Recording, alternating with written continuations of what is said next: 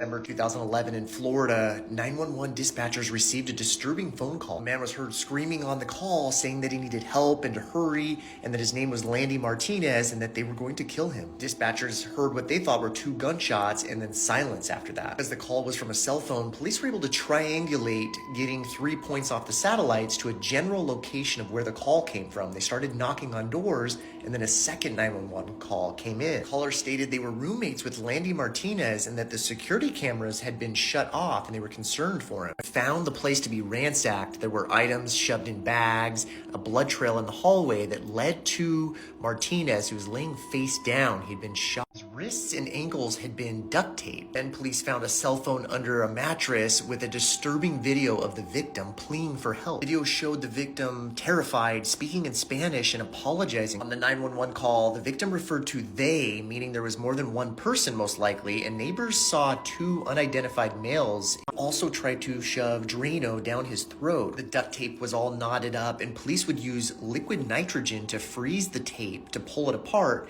and actually fingerprint the tape using magnetic powder, but they weren't able to get any prints. Police learned the victim had recently broken up with a man named Jose Adame. He had lived with the victim for a period of time and also believed that the killers had to be familiar with the area because the security cameras were disconnected. Police also learned that Jose had stolen the victim's car a month before and actually ran it through a bunch of red light cameras to rack up tickets for the victim. The victim was angered because he was the registered owner and had to pay all the fines. The victim attempted a ruse with Adame, saying that he wanted to get back together with him. A deputy was there, and this freaked out Jose, so he fled in the victim's car. Cell phone records for Jose showed that his cell phone was in the area during the 911 call. When police located Jose and confronted him about the cell phone being in the area, he literally got sick and threw up multiple times during the interview. It said he was in North Carolina, but witnesses saw him driving in Florida around the time of the crime. The vehicle he was driving, police found duct tape that was the exact same duct tape as that found on the victim. There was also a speck of blood on the steering wheel that came back to match the victim's DNA. Police believe he was with a 16-year-old relative, but they didn't have evidence against him, and this person was never charged. But in July of 2016, Jose would be given life without parole, and that was how he was caught.